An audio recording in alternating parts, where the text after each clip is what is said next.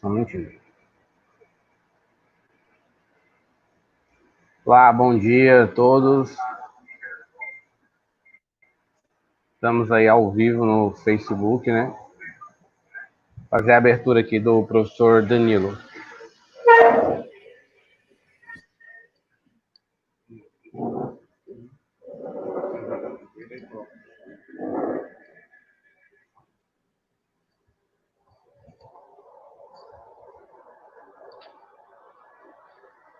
Bom dia, pessoal. Bom dia.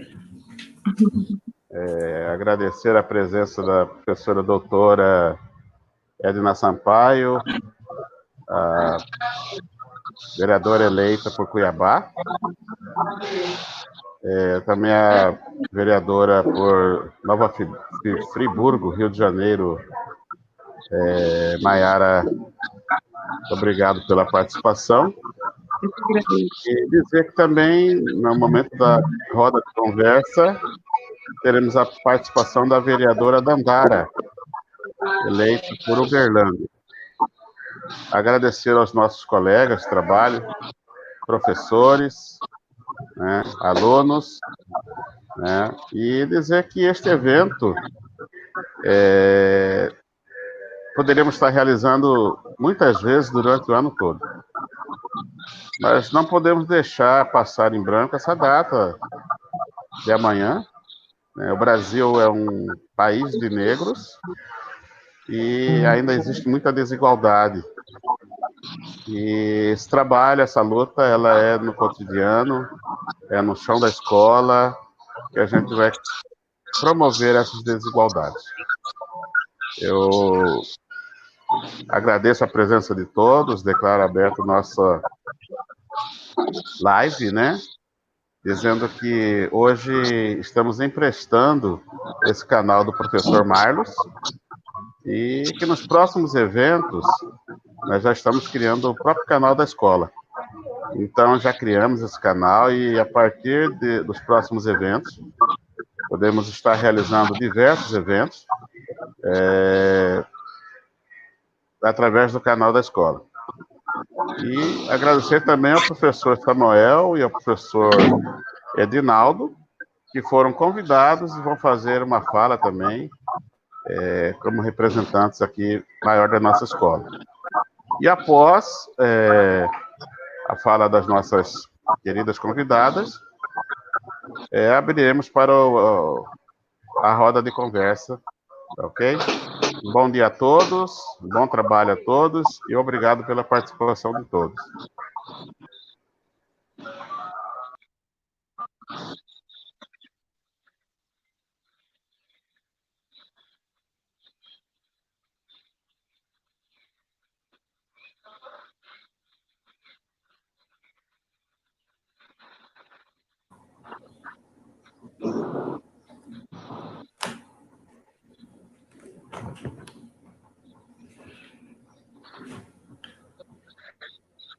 Acho que sou eu, né? Vamos lá. Olá, bom dia a todos. Quero agradecer ao convite da escola, né? O Marcos vai falar agora? Vamos só dar sequência aqui, né? Só organizar aqui. Okay, então, bom dia novamente a todos aí. Vamos passar a fala para você, já que você começou a falar, Edinaldo. Vamos passar a fala para você, pode ficar à vontade. Ok, obrigado. Vamos lá. Bom dia a todos. Quero agradecer o convite do professor Danilo, da coordenação, do Marlos e da Fanise, né? E das boas-vindas à Maiara e a vai aqui presente e o companheiro de trabalho ali, com o Samuel, né? Sejam todos bem-vindos. É uma grande alegria falar desse assunto, porque, como professor de filosofia, nós questionamos os alunos o tempo todo sobre diversas questões, diversos assuntos, e muitas vezes a questão social é deixada de lado. E eu quero começar esse questionamento como professor de filosofia, fazer uma seguinte pergunta, talvez seja uma pergunta estranha, mas no final não será estranha. Por que ter um dia que fale da consciência negra, né? Eu li um artigo esses dias que me chamou a atenção e me fez refletir esse assunto, né? Eu vi que algumas pessoas no mundo, por um movimento oposto, querem declarar um dia da consciência humana, indo contra a ideia do dia da consciência negra. Isso é muito perigoso, por quê? Porque nós estamos aqui discutindo esse assunto. Estamos aqui discutindo esse assunto porque nós sabemos que existe no Brasil e no mundo, historicamente, uma desigualdade social. Os negros, infelizmente, historicamente, foram perseguidos, escravizados, e isso não acabou, ainda continua. Vivemos, infelizmente, em todos os dias a questão do racismo vemos nos jornais, na televisão, os negros sofrendo essa questão da perseguição, do preconceito racial, e isso tem que acabar. Eu vejo que muitos alunos, pais de família, a comunidade de forma geral, eles não veem tanta necessidade nesse dia 20 de novembro, mas é um dia totalmente importante porque celebra a luta, né? A luta contra o preconceito racial. Lembramos a memória do Zumbi, dos Palmares, que começou com esse movimento no Brasil, lá na luta contra a escravidão, e nós não podemos esquecer desse momento, desse dia. Então, para quem está participando e vendo esta live, saiba que esse dia é muito importante e que o movimento negro no Brasil, as pessoas afrodescendentes, nós sabemos que o Brasil é um país de maioria esmagadora de negros, né, de pessoas afrodescendentes, e infelizmente nós temos essa desigualdade. Então, dizer que existe um dia da consciência humana é um perigo. Nós precisamos, sim, tratar esse assunto da consciência negra, valorizar as pessoas. Nós estamos aqui com 2 vereadoras eleitas, né, que são negras, que lutam diariamente contra todo esse preconceito, toda essa dificuldade, toda essa barreira, ainda mais mulher, né, sendo mulher e negra, sofrem esse preconceito. Então, todos os alunos, todos os participantes, todos os pais precisam fazer esse questionamento e perceber que esse dia da consciência negra é muito importante. Não podemos deixar de lado essa questão. Eu vi uma vez, não sei se eu estou certo, se vocês puderem me corrigir, aquele ator famoso, Morgan Freeman, que inclusive é negro e famoso, ele disse que perguntaram para ele sobre como combater o racismo no mundo. Ele disse: é só esquecer, não tocar mais no assunto. Esse é o perigo, esse é o problema. E muitas vezes nós não tocamos nesse assunto. Os pais, os alunos, muitas pessoas não sabem dessa necessidade, mas não querem abafar o caso, querem deixar de lado, querem dizer que não tem importância. Mas esse é o grande perigo que nós presenciamos no dia a dia. Não podemos esconder, não podemos esquecer desse assunto, porque a desigualdade existe, o preconceito existe, e nós devemos combatê-lo todos os dias. Se nós deixarmos de lado essa questão, se colocar debaixo do tapete, o problema só vai aumentar, o racismo só vai aumentar, né, e as pessoas irão cada vez mais sofrer esse preconceito. E isso, pessoal, acontece em todos os ambientes, na escola, no ambiente de trabalho, na política, como, né, o tema aqui da live é mulheres negras no poder, né, ainda mais na política. Em todos os ambientes, infelizmente, tem esse preconceito. Então, a minha fala vai em torno desse assunto, sei que daqui a pouco a Mayara e a professora Edna vão também continuar essa questão. Então, nós devemos, de fato, acabar com essa desigualdade. Se nós falarmos por aí que não existe preconceito e desigualdade racial, será uma grande mentira, né? Nós sabemos que isso existe. Vimos esses dias, agora eu não lembro a data certa, que eu sou ruim com datas, né?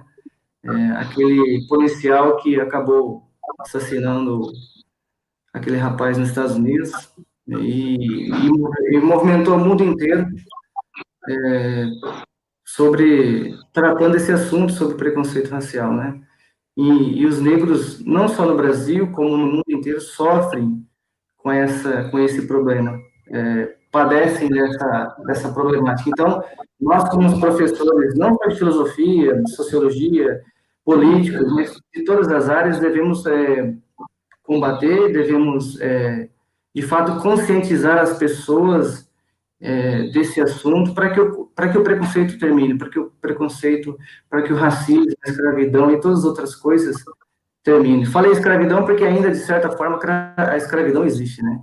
Nós sabemos bem disso, que é um problema que existe na nossa sociedade. Então, a minha fala gira em torno disso e sabemos que nós somos diferentes em outros aspectos, temos nossos gostos, nossos estilos, os nossos sonhos, isso é diferente, mas nós somos igual de qualquer forma, não existe diferença entre as pessoas. Mas, infelizmente, por questões políticas, institucionais e assim por diante, o professor Samuel depois pode falar um pouquinho sobre isso, né, questão sociológica, por vários motivos, esse problema ainda existe, essa questão do racismo, preconceito racial ainda existe.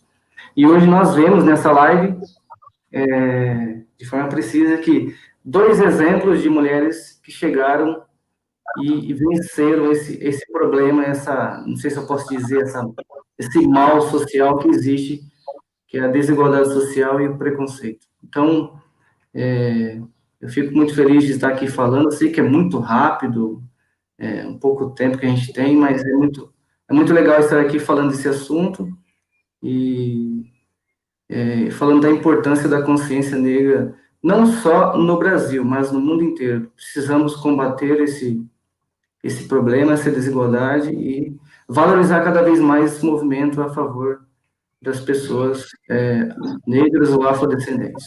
Tá bom, pessoal? Minha fala termina aqui, agora passo para o professor Marlos a continuação da nossa conversa.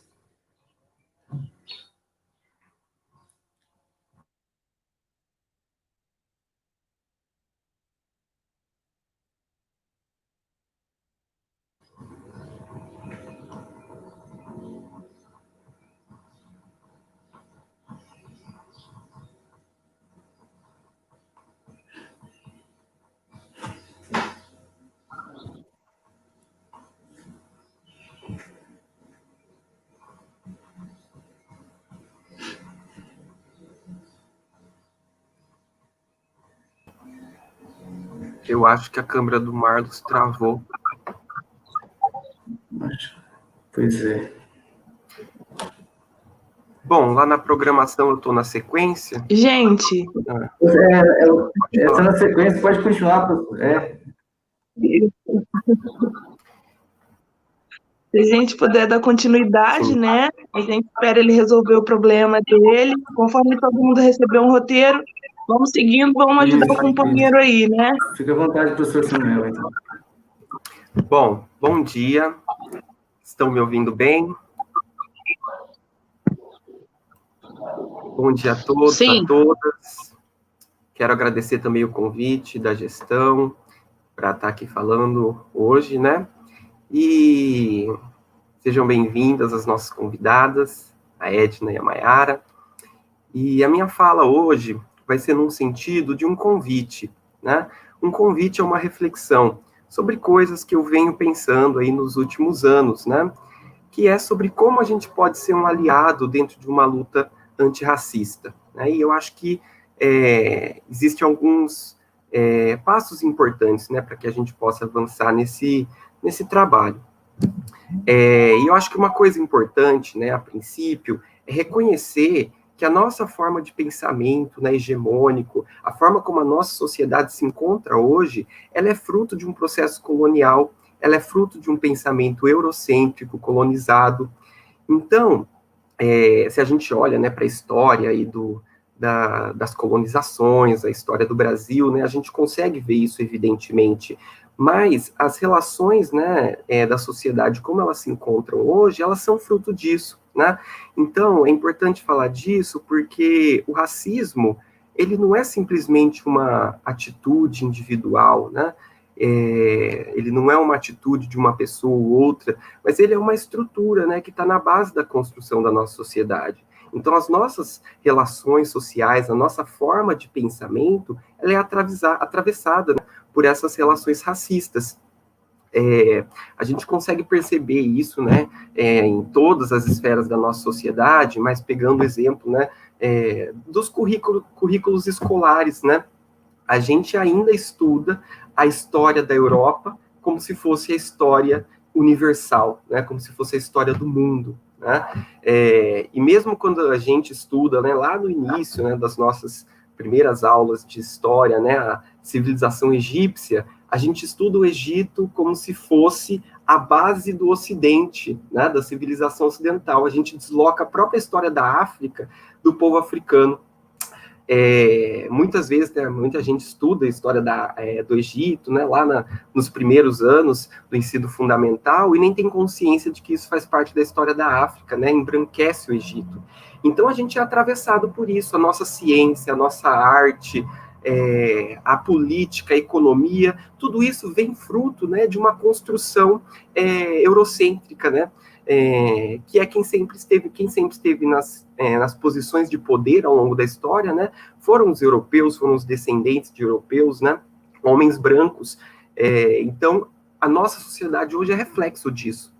Percebendo isso, né, é importante que a gente problematize isso. Eu acho que muito mais válido, né, importante do que ter aquela defensiva, né, de dizer, eu não sou racista. É muito mais importante que a gente olhe para a construção de nós mesmos enquanto sociedade, enquanto sujeitos, né? E perceba o quanto o nosso pensamento, a nossa sociedade, né, tanto enquanto sujeitos quanto coletivamente, é atravessado por relações raciais desiguais, né? Porque o racismo, ele é um modelo de pensamento que é fruto também, né, desse projeto colonial, né? E nunca houve, né, uma proposta efetiva de mudança dessas estruturas, né, por parte de quem estava no poder, de quem esteve no poder.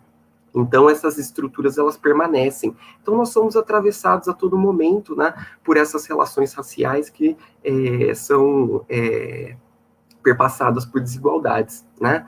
E daí, eu acho que um segundo passo importante também, pelo menos para mim, eu tenho entendido dessa forma, é problematizar, né, essa construção de pensamento eurocêntrica, hegemônica, e tem coisas que eu nunca vou saber, né, eu não sou negro, eu nunca vou saber o que eu senti o racismo na pele, mas como então eu posso ser um aliado, né? A gente precisa ouvir, escutar, aprender, né, não ficar na defensiva, mas aprender radicalmente, de fato, né, a conviver com as diferenças, outras formas de fazer política, outras estéticas artísticas. Tem tanta coisa da história da África que foi obliterado, né, para nós, né, que foi apagado para nós, e da história do povo negro no Brasil, né, que a gente tem muita coisa para conhecer, né, e é preciso ter essa abertura, né, essa disposição de repensar mesmo as nossas verdades enquanto sociedade, né. Então, se eu nunca vou sentir o racismo na pele, né, eu vou ouvir as pessoas que passam por essa experiência, ouvir o que dizem os intelectuais negros, o movimento negro, né? Eu acho que esse é o caminho para a gente ser um aliado da luta antirracista, né? Claro que depois disso vem muitos outros passos, né? A nossa prática pedagógica como professores, a nossa prática cidadã, né? Como nós nos colocamos politicamente, mas eu acho que esses dois movimentos, né, de reconhecer essa estrutura racista como algo, né, que perpassa as nossas relações, que faz parte da construção do pensamento hegemônico, e estar aberto a deslocar, questionar e problematizar isso profundamente, eu acho que isso é muito importante para a gente conseguir avançar nesse debate, né? Então, a minha fala é mais nesse sentido de um convite a esse debate, de um convite à reflexão, né? Deixar essa perspectiva de ficar na defensiva, né? De se incomodar com a fala do outro. É preciso perceber que nós mesmos fomos construídos dentro de uma lógica dominante que é vendida como uma verdade, né? Mas que não é só um projeto de poder, né? E nessa relação com o outro de aprendizado, né, de ouvir outras experiências e aprender com isso, é importante também que a gente não objetifique o outro, e que o homem branco, ele também reconheça que ele é parte dessas relações sociais, né? É preciso que os homens brancos, né, os brancos pensem sobre o que é a branquitude, né? O papel, como essa branquitude é construída dentro dos espaços de poder, o discurso que está por trás disso, né? Para a gente, de fato, poder problematizar isso, deslocar isso e aprender outras formas de convivência, né? Que são mais objetivam mais uma democracia efetiva, uma convivência de fato com as diferenças, e ser antirracista eu acho que é essencial dentro desse debate, né? Então é isso a minha fala, né? Eu gostaria de fazer esse convite de olharmos para nós mesmos enquanto sujeitos e sociedade.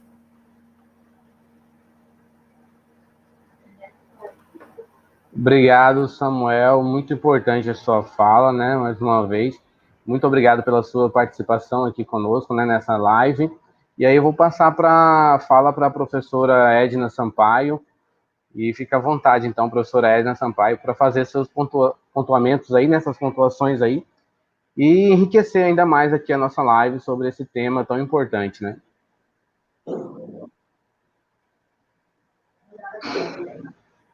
Olá, bom dia. Eu quero agradecer o convite, especialmente a Fanise, que me convidou para participar dessa live.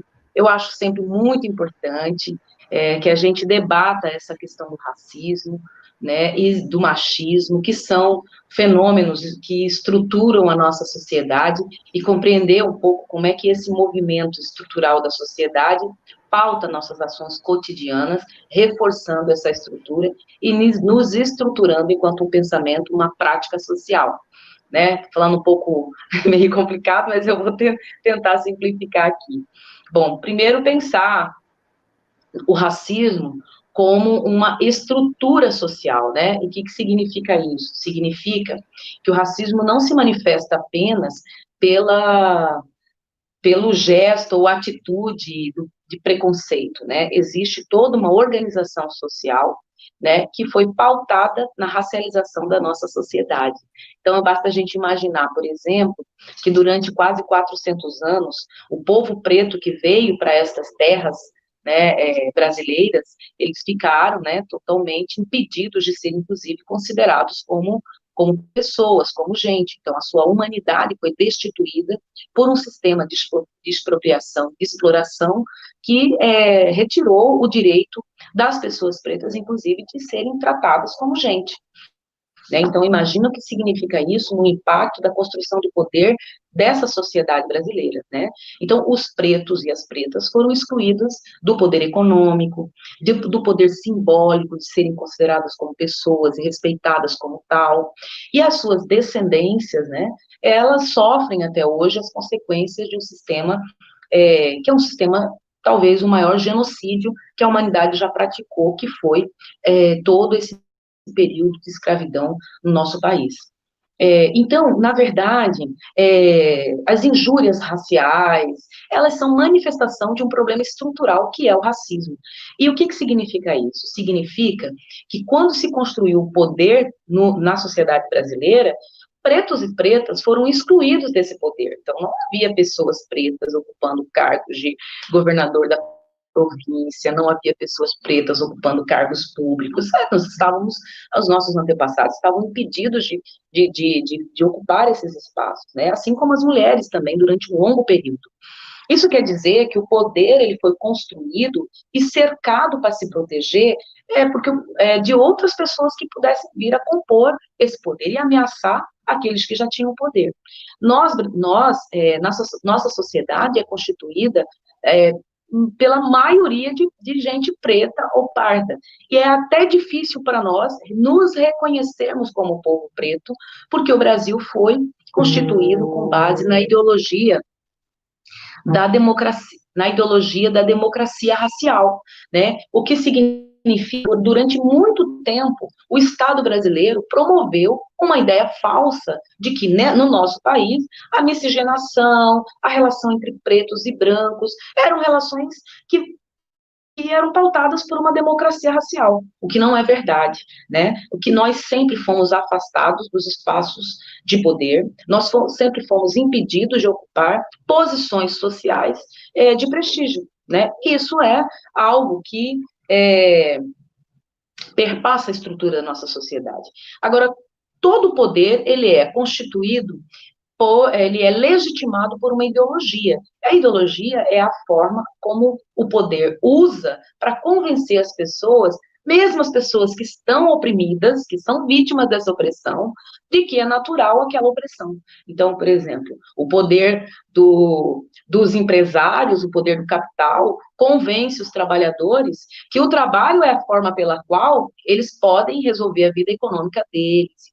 E a riqueza é fruto, a apropriação da riqueza, eles enriquecem fruto do trabalho deles. Então, se nós trabalharmos bastante, a gente também pode chegar lá, né? Quando a gente sabe que, na verdade, no capitalismo, os capitalistas enriquecem expropriando o trabalho daquele que produz.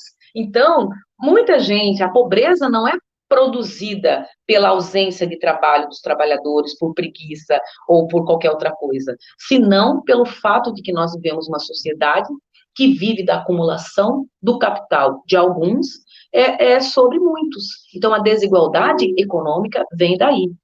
Mas o racismo estrutural, ele faz parte da ideologia do capital, porque nossa sociedade é uma sociedade negra. O Brasil é um país eminentemente negro, mestiço, pardo. Não é um país de brancos, não é um país de pessoas de pele clara, principalmente. É um país de pessoas de pele escura. Entretanto, para justificar que apenas uma pequena elite, que é branca, que tem pele clara, ocupa esse poder, né, para naturalizar esse privilégio, foi produzida uma ideia de que o povo preto é o povo que tem menos condições, é o povo pobre, é o povo marginal, é o povo que deve ser colocado como suspeito em qualquer situação, né? Então, essas estratégias ideológicas que racializa a sociedade, nada mais é do que uma estratégia do poder para poder separar a população que domina, o povo que domina, o grupo social, que é 10% da sociedade que domina, contra uma maioria que é dominada, que é expropriada, que é explorada, e muitos largados à sua própria sorte, sem nenhuma condição, inclusive, de vender a sua força de trabalho como trabalhador. O racismo, então, ele serve ao capital. Na nossa sociedade, não dá para falar de classe social sem considerar que essa classe é majoritariamente preta. É majoritariamente composta por pessoas que têm uma identidade vinculada à sua ascendência, né? A sua afrodescendência. Então, o racismo não é simplesmente injúria racial. Não é simplesmente não achar bonito o preto, não achar bonito esse cabelo que eu tenho. É muito mais profundo do que isso. É utilizar de todos os instrumentos institucionais para naturalizar a desigualdade racial. Porque, na verdade, a classe social trabalhadora, ela é eminentemente preta, né? Então, todo poder, ele só é possível ser legitimado, né, sem que haja uma guerra constante, se ele convencer toda a sociedade de que os oprimidos são os responsáveis pela própria opressão. Então, é o trabalhador que não se esforça o suficiente para conseguir uma posição melhor de vida. Então, se ele fracassa, se ele é pobre, se ele é miserável, se ele não obtém nessa concorrência do capitalismo as condições, os meios para o provimento da sua vida, a responsabilidade não é do sistema que exclui, e nem do sistema de exploração. A responsabilidade é da própria vítima.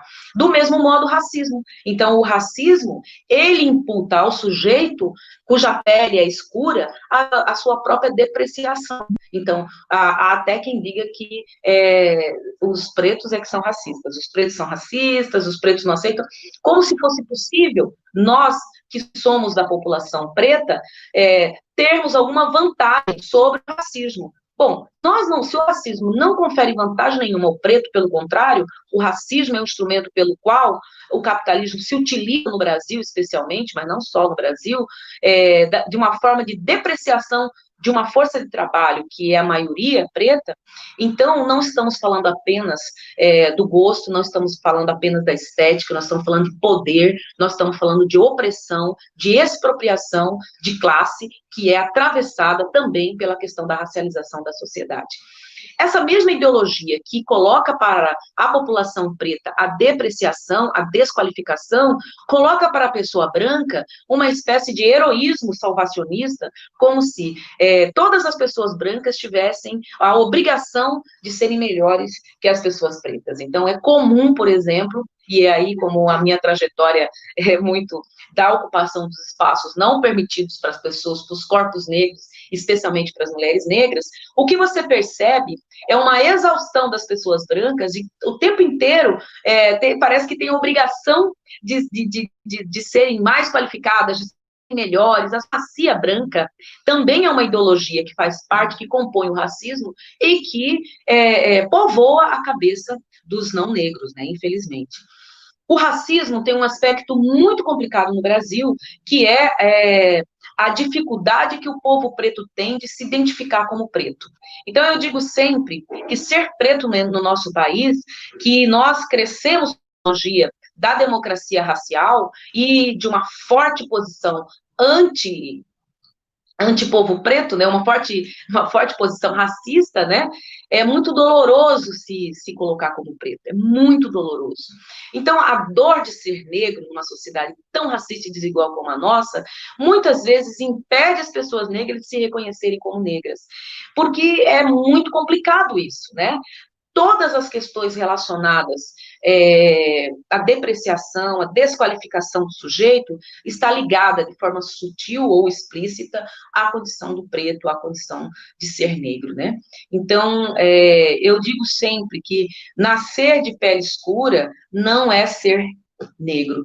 A consciência negra é um longo processo de superação e de convívio, né, talvez nem de superação, mas de convívio com a nossa dor, vivendo numa sociedade tão racista como a nossa.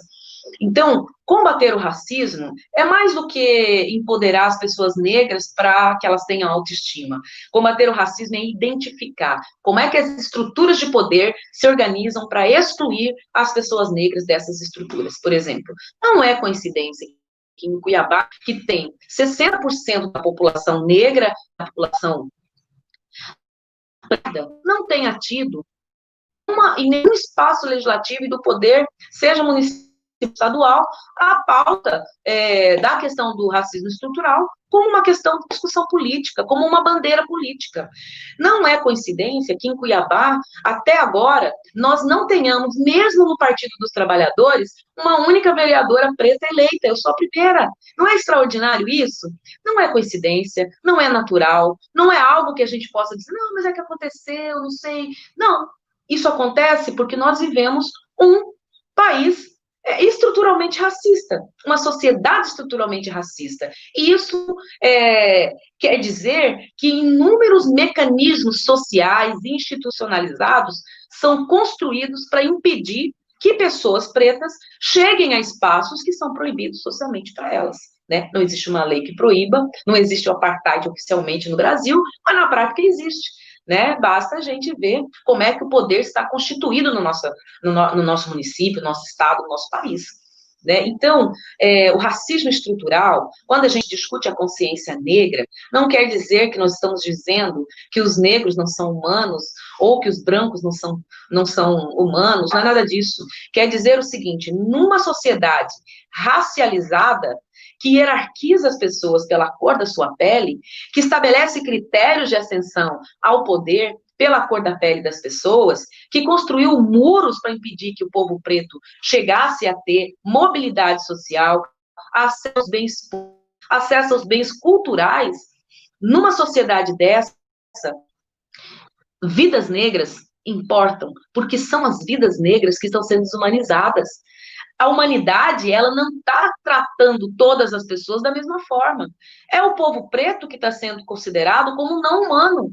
Porque quando a gente tem genocídio da população, da juventude negra, em Mato Grosso e em Cuiabá, significa que as forças policiais não enxergam num corpo jovem, adolescente, negro e periférico, um corpo humano.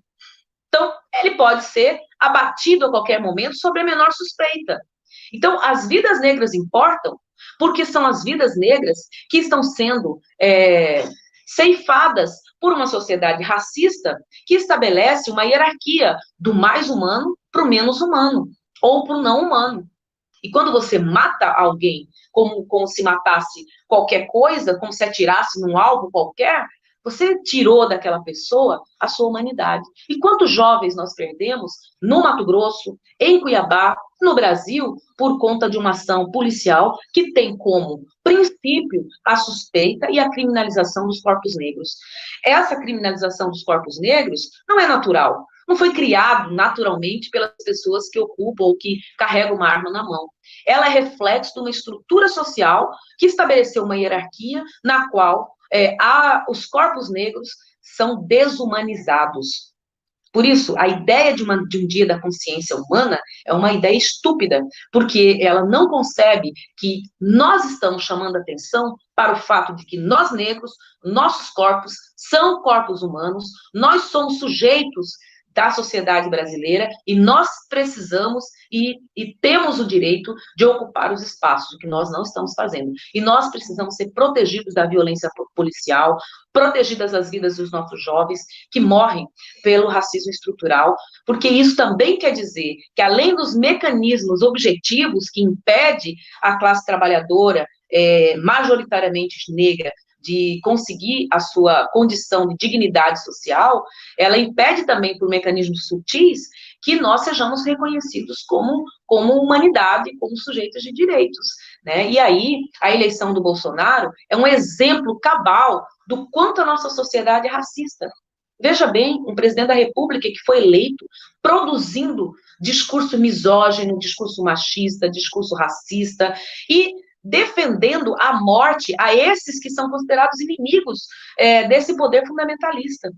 Então, é muito importante que nós discutamos com os nossos alunos, nas escolas, em todos os espaços institucionais, que o racismo estrutural, ele existe, é fato, e o indicador da existência desse racismo não é só um adolescente, um jovem, um jogador ser chamado de macaco. Isso é terrível, é horrível, mas isso é só a ponta do iceberg, isso é só a manifestação explícita e verbal daquilo que constitui a sociedade e o inconsciente das pessoas nessa sociedade racista. Inconsciente racista que afeta, inclusive, a consciência dos negros sobre sua própria condição. Então, eu penso que debater essa questão e colocar a questão do racismo como pauta nos espaços de poder, no legislativo municipal, com certeza é um serviço que nós prestamos a toda a sociedade, porque quando a gente fala que o racismo ele é estrutural e que beneficia as pessoas brancas, não quer dizer que todas as pessoas brancas são igualmente beneficiadas pelo racismo, porque as pessoas pobres não são beneficiadas da forma como são as pessoas ricas. As pessoas pobres, em muitos sentidos, se iguala à condição das pessoas pretas que também vivem a mesma pobreza.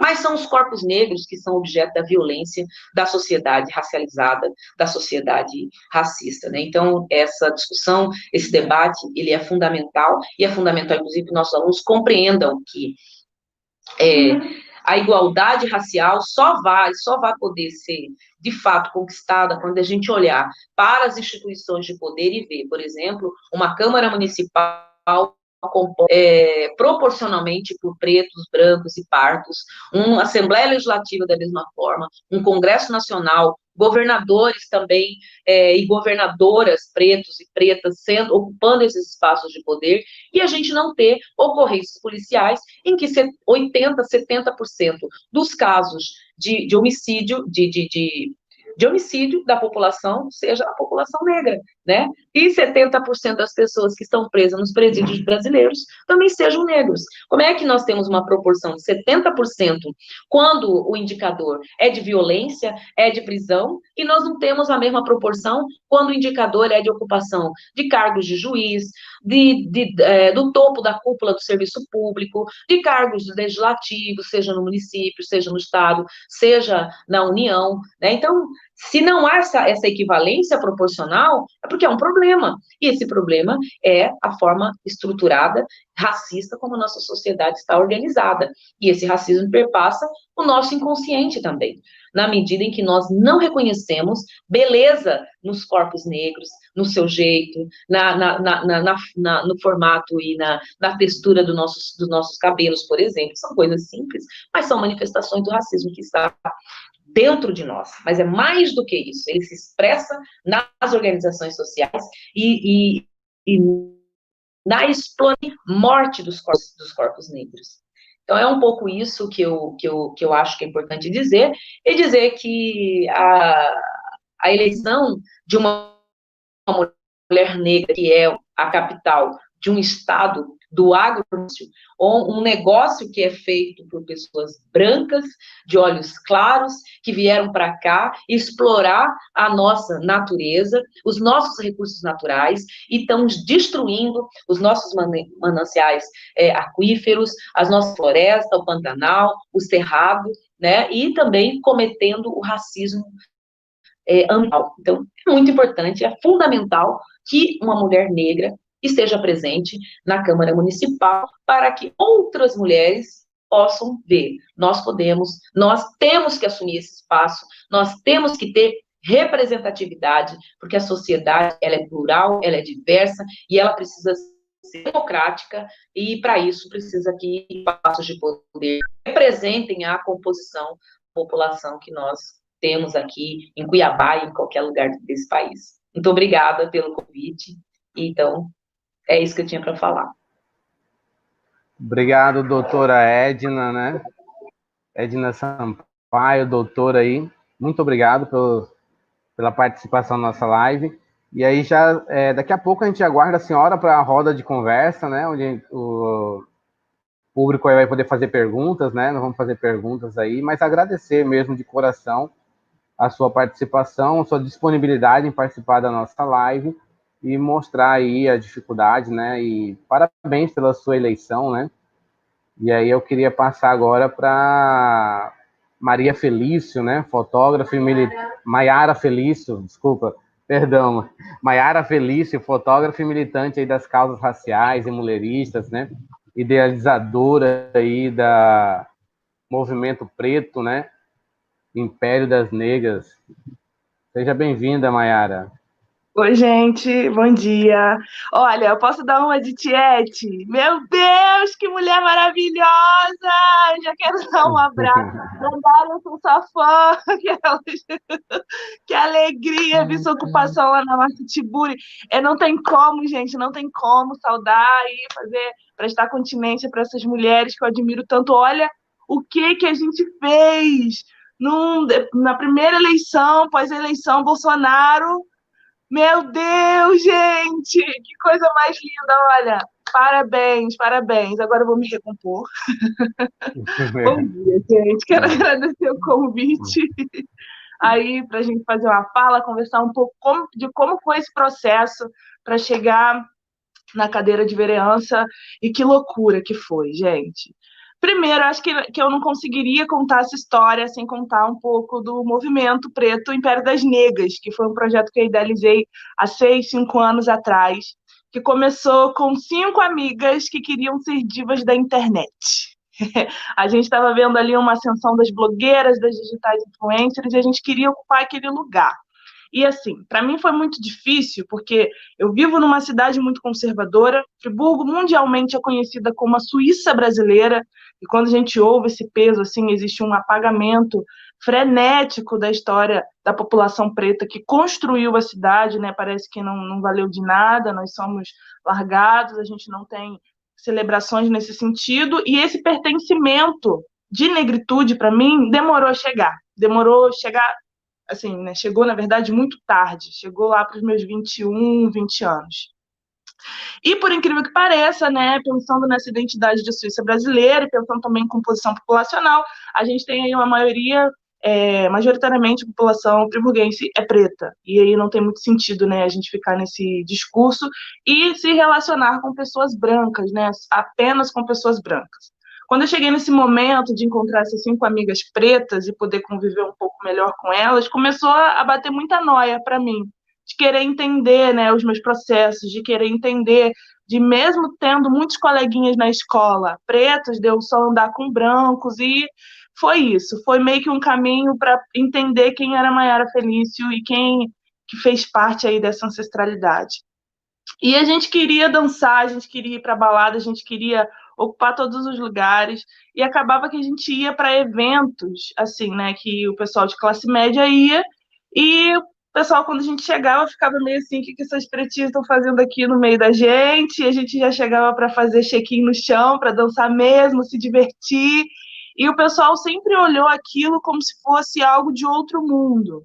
E aí a gente usava a hashtag nas fotos Império das Negras. Foi uma hashtag que eu usei no aniversário da minha irmã aí, num ano desses, e que significa muito pra gente, porque a gente é muito parceira. Império das Negras, Império das Negras. E as pessoas começaram a se perguntar o que era esse Império das Negras. Se era um salão de beleza, se era uma marca de roupa, se era um grupo de dança, e na verdade a gente não sabia muito bem o que seria o Império das Negras. A coisa foi crescendo que outras pessoas da cidade começaram a usar a hashtag também, outras pessoas pretas. E a gente percebeu que tinha um nome muito comercial na mão e quis fazer alguma coisa, né? A gente criou um CNPJ, pensando em produção cultural, e começou a estudar o que a gente podia fazer. Fizemos um lançamento, assim, muito sem saber a que norte que a gente ia seguir, e começamos a fazer eventos de rua com manifestações pretas. Então, tinha baile charme, tinha transista disponível lá no evento, tinha maquiagem para pele preta, turbantação, a gente tinha capoeira, a gente tinha grafite. E aí, rolou muito esse trabalho de rua, rolou muita ação desse gênero, e a gente começou a entender que esse processo estético era só a porta de entrada para a gente conhecer a nossa negritude. E aí a gente começou a perceber que o buraco era muito mais embaixo. Com a necessidade de entender, né, o porquê, a gente convidou um professor de história preto, um irmão recém-formado, para começar a dar umas aulas contando a história da África, né, e contando a história da nossa diáspora, contando a história do povo preto aqui nas nossas terras. E, assim, foi de um crescimento tão grande que a gente começou a receber 30, 40 pessoas semanalmente, né, nas atividades dele. Depois a gente entendeu que era importante falar sobre saúde mental, já convidamos um psicólogo que produziu aí uma roda de conversa para falar sobre as nossas dores, para falar sobre nossa condição, entendendo também, né, que se 75% da população mais pobre no Brasil é exclusivamente preta, a gente precisa falar que essas pessoas, né, muitas das vezes não vão se dar ao luxo de ter uma terapia. Então, a gente introduz esse profissional nessa ação e super rola. Depois disso tudo, assim, a gente perdeu o controle, chegou muita gente para fazer doação, muito voluntário. Hoje a gente conta com um coral de vozes negras, a gente tem o Papai Noel preto todo ano, a gente tem o Nerd Preto para falar de representatividade no cinema, no videogame, na televisão, né? E sempre com um olhar muito crítico, entendendo como é que é o estereótipo que se coloca o negro nesses lugares, né? A gente tem a Feira Preta para falar de Black Money, fortalecendo aí o empreendedorismo, o microempreendedorismo da nossa quebrada, das nossas periferias, fortalecendo essa articulação de mães pretas, e a coisa foge do controle mesmo, gente. Hoje, vocês me perguntarem quantos usuários vocês atendem por mês, eu não vou saber responder mesmo, porque chega muita gente. E aí vem a necessidade de recontar essa história friburguense. A gente vai se reciclando, foi se organizando, e os convites das escolas municipais começaram a chegar para o movimento. E aí a gente se preparou, formatou uma palestra, a palestra, né, ali a partir de faixas etárias, e a gente começou a atender as escolas municipais, escolas particulares, as universidades particulares, as universidades públicas, empresas, e todo lugar que chama a gente vai. É importante falar também que nessa articulação, o Império das Negras não recebe nenhum financiamento público e nem privado. É tudo trabalho voluntário, é tudo doação. Mas não é por falta de interesse de se formatar como uma associação, uma ONG, ou receber ali alguma coisa da Câmara, ou se vincular à Prefeitura, né? Acho que a Prefeitura vai ser a última coisa que a gente vai querer fazer, porque a gente quer responsabilizar a Prefeitura com uma Secretaria de Combate ao Racismo ou uma Coordenadoria de Promoção da Igualdade Racial. E a gente tem muito medo de perder a essência do Império, né? Porque hoje, se uma mãe preta liga pra gente, olha, arrumou um trampo para tal dia à noite, eu preciso de alguém para ficar com as minhas crias, a gente dá um jeito. Tem essa rede de mulheres dentro do Império, e aí a gente se dispõe para ajudar essa irmã a trazer o pão para casa, né? Então, nesse ano que passou, 2019, a gente fez 35 palestras gratuitas. Muitas das vezes a galera não tem nem como dar a passagem, nem porque são as professoras que chamam. Então, a gente vai, assim, de coração aberto, eu dou um jeitinho aqui, ou vou a pé, e dá super certo. Conversar com os nossos adolescentes, discutir, né, esse pertencimento. Eu não quero que eles vivam em 2020, em 2019, o que eu vivi em 2007, em 2005, né? Eu quero muito que eles olhem para frente e tenham um lugar de abrigo, uma acolhida, sabe? Eu acho que é o importante, porque a partir de tudo que a professora Edna falou, né, de como essa estrutura é perversa, de como a gente tem um apagamento, de como a gente é oprimido, a gente precisa começar a aquilombar a nossa realidade atual.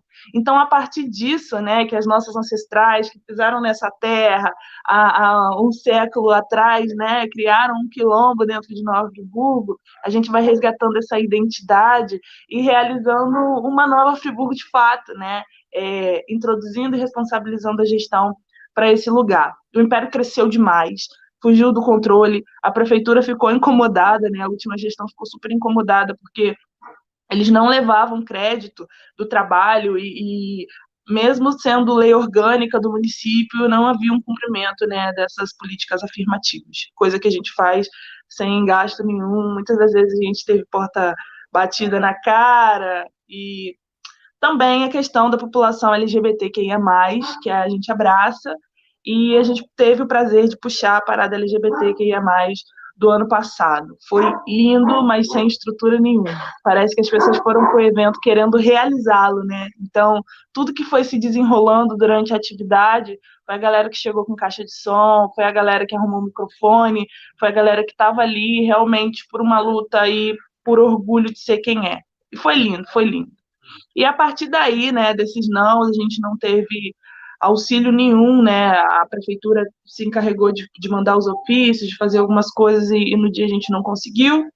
Eu bati o martelo para concorrer. No ano passado, foram 9 partidos me procurando para poder colocar meu nome à disposição. Eu estudei o melhor lugar, né, partindo também do princípio que nessa ótica progressista a gente tem muita coisa para discutir em questão à raça, e Partido dos Trabalhadores foi o lugar que eu mais tenho afinidade, né, que também é responsável pela ascensão da minha família, né, de poder comer carne todo dia e de poder comer um biscoito recheado. Eu devo isso ao governo Lula, a minha mãe também, enquanto faxineira, hoje é diarista, mas já foi doméstica, né, e tem seus direitos ali de carteira assinada e coisas do gênero. Foi o melhor lugar que eu encontrei para trabalhar e, assim, né, olha o resultado. A gente trabalhou muito, a campanha foi super, super trabalhosa, porque fui eu quem fiz tudo, já fui modelo, sou fotógrafa, trabalho com rede social, trabalho com influência nas redes, então essa expertise, entendendo também o cenário de pandemia, que a decisão dessa eleição seria através da internet, eu peguei e a gente arrematou. As pessoas não entenderam muito, porque eu moro numa casinha pequenininha, eu moro na periferia mesmo, eu sou uma pessoa pobre que se utiliza do serviço de saúde pública, e também estudei a vida inteira em escola pública. Então, os grandões que se mantinham sempre ali dentro da Câmara não entenderam como uma menina preta pobre ganhou como a mais votada. E foi lindo, assim, né? A gente conseguiu chegar num lugar que as pessoas realmente não entenderam. O apresentador que estava lá fazendo a apuração, a contagem, quando viu meu nome, ele não entendeu nada, porque eu segui liderando da primeira parcial até a última, e eu só tenho que agradecer, porque a gente andou junto o tempo todo durante a campanha, arrebentei chinelo no meio da campanha, as pessoas viram isso, né? É a realidade de tanto que eu andei. Tinha um tênis que eu falei, olha, ele tem que aguentar até sábado, porque senão eu vou ficar a pé real. E no final das contas a gente conseguiu a candidatura mais votada e ganhar como a primeira mulher preta a ocupar esse lugar, sendo pobre, e como a mais votada, e sendo a primeira mulher, né, ali, a ser a mais votada numa eleição, é um cala-boca para uma falsa Suíça brasileira que a gente vai varrer desse Brasil e vai recontar uma história justa de um povo que fez muito e que merece ter muito orgulho, merece muita coisa. E que eu tenho certeza que Friburgo tem capacidade de oferecer. A partir do dia 1º, gente, de janeiro, a gente vai sentar o nosso popô naquela cadeira e não vai ser a última vez. Vai ser a primeira vez que uma mulher preta vai entrar na Câmara de Vereadores de Nova Friburgo, não vai ser para pedir favor e nem limpar o chão. Vai ser para ocupar e fazer lei, para beneficiar toda a nossa população. Eu estou muito orgulhosa e eu devo isso às nossas iabás, eu devo isso às nossas mais velhas, eu devo isso à minha mãe. Perguntam, quem é a mulher política que você mais admira? Fala, é Nilce Felício, porque ela, quando nós era criança, administrava ali a conta do mês para ter comida para mim e para a Michelle. Foi uma mulher que às vezes ela não tinha nem o que comer, mas ela tinha o peito para dar para mim e para minha irmã, mesmo a gente tendo mais idade. Então, mulher política, que muitas das vezes tirou criança da rua para fazer peça de teatro em igreja, não pensando numa doutrinação, mas sabendo da realidade daquelas crianças aqui do nosso bairro, para mim ela é fantástica, para mim é a pessoa que é a minha maior referência, minha mãe e minha irmã. Então, assim, não dá para... Lógico que a gente tem aí, né, umas mulheres que, né, Michelle Obama, amém, mas o exemplo meu mesmo foi quem me tocou, foi minha mãe. E é isso, gente. Olha, a partir daí, desse próximo ano, toda menina preta dessa cidade vai olhar para a cama e vai se ver.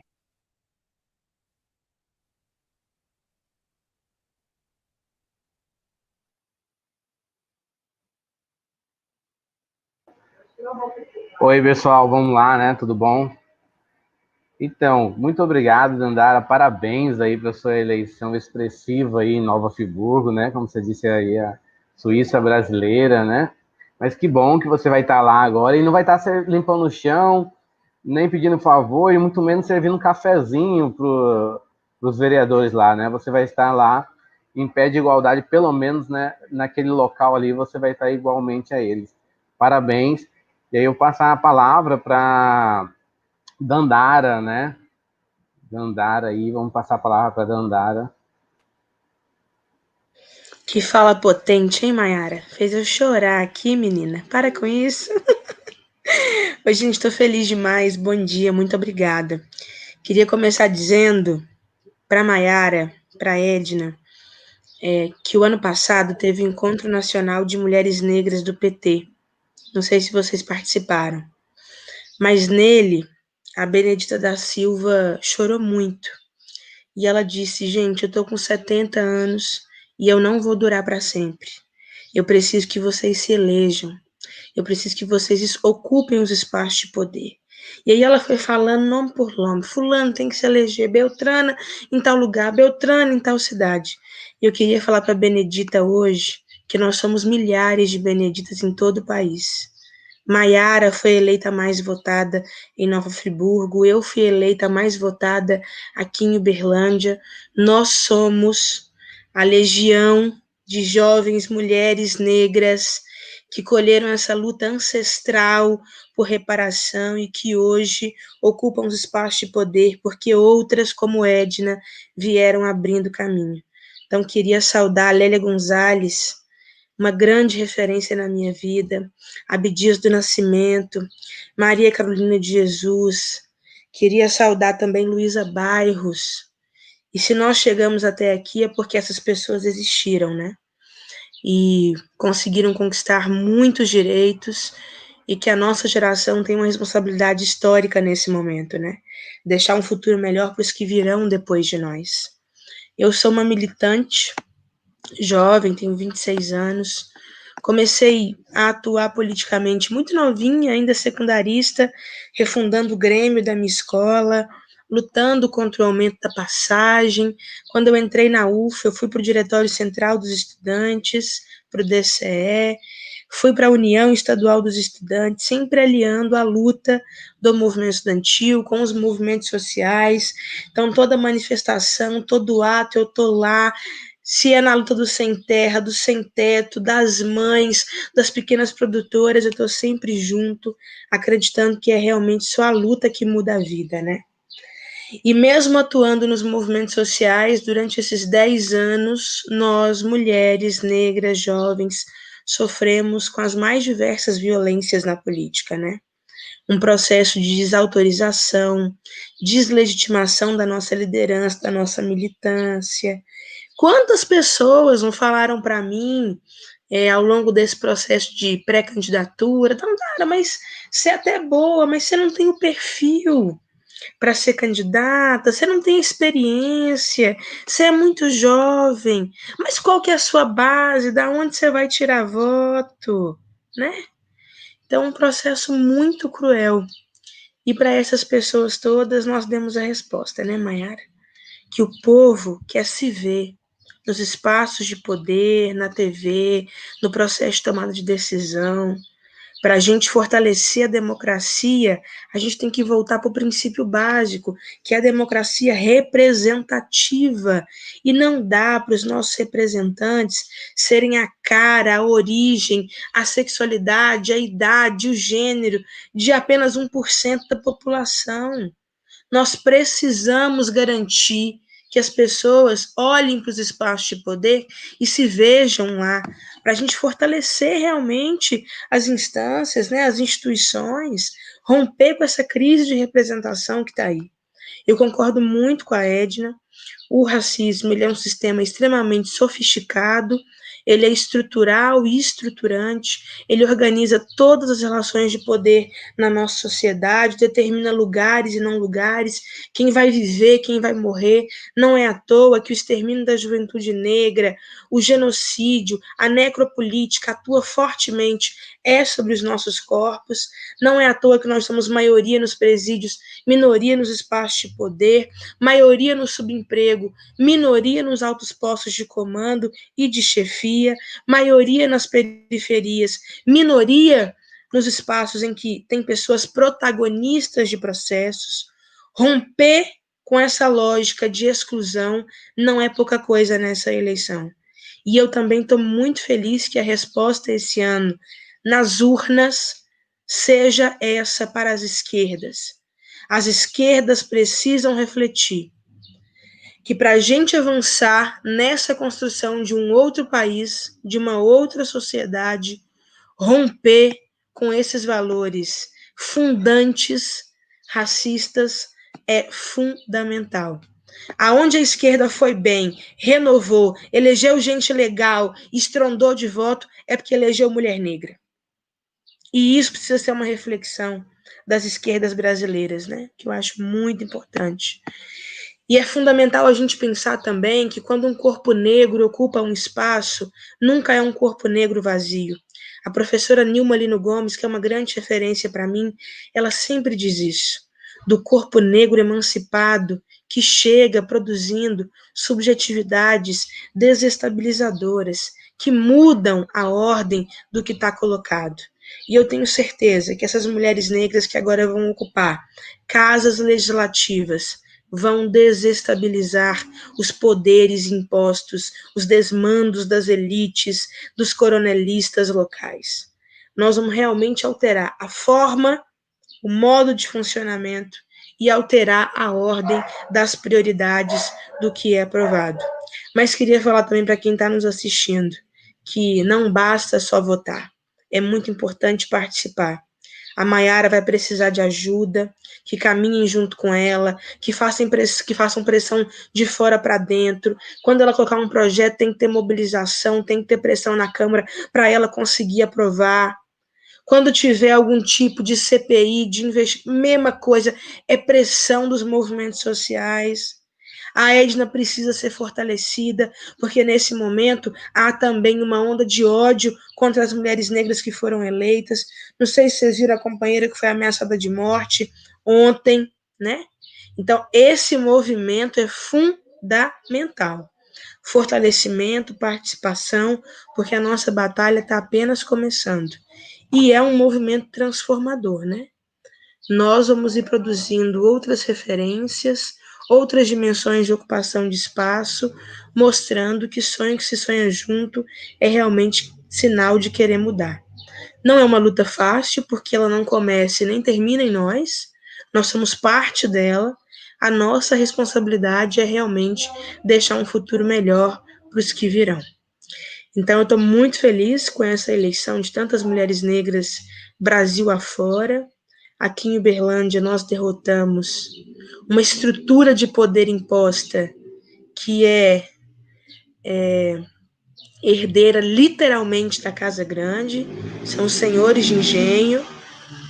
Então, é um negócio realmente muito simbólico, muito importante. Contem comigo na caminhada.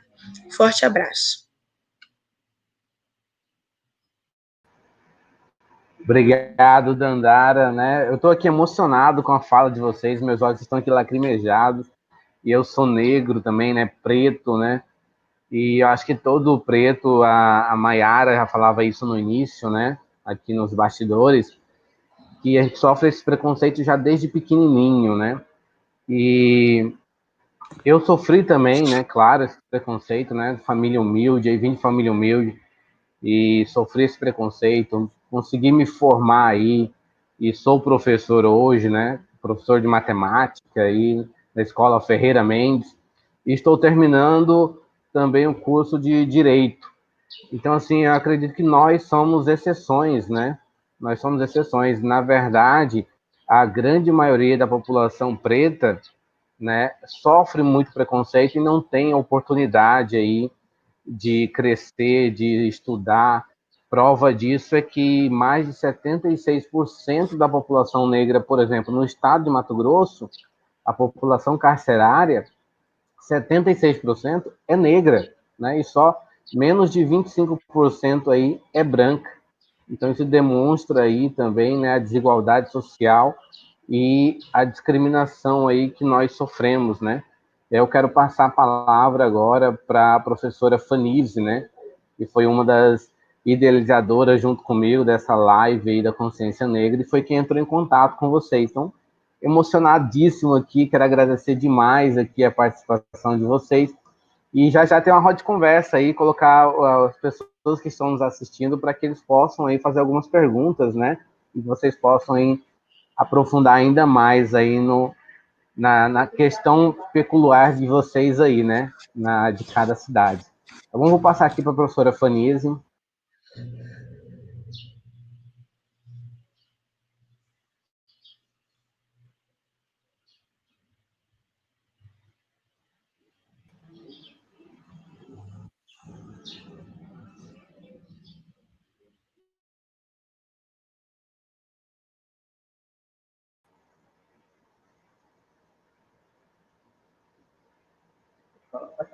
Bom dia, gente. Bom dia, professores. Estão me ouvindo? Então, tivemos uns probleminhas técnicos aqui, e aí eu e o professor Marlos vamos ter que revezar o mesmo note. Mas eu quero agradecer muitíssimo mesmo a participação de todos vocês, dos nossos professores, Samuel e professor Edinaldo.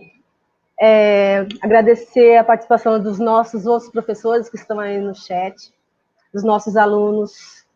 Agradecer imensamente as nossas convidadas, professora Edna Sampaio, companheira, amiga, militante, Maiara, linda sua história, Maiara.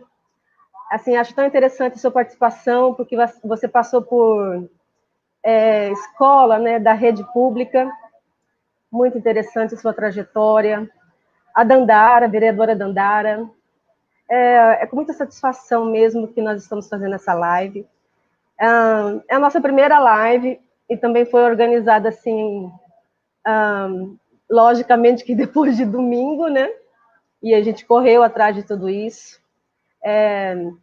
Além desta, espero que a gente consiga fazer outras lives, assim, com essa intenção mesmo, desse protagonismo antirracista, né? Que é o que nós necessitamos nesse nosso país.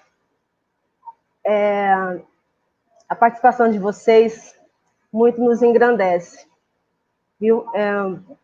Eu tenho a dizer assim que realmente eu também estou muito emocionada com essa live. Agradecer a todos, a participação de todos vocês. Nós podemos agora, né, passar para a nossa roda de conversa e eu queria colocar a entrevista do presidente Barack Obama, em recente, com Pedro Bial, e ele disse assim que para nós conhecermos um líder, nós precisamos conhecer a trajetória desse líder, para a gente saber o que essa pessoa vai fazer frente, né, a uma gestão. A gente precisa primeiramente conhecer a trajetória dele. E eu gostaria de colocar esse questionamento aqui para as nossas vereadoras, a professora Edna, Maiara Felício, Dandara.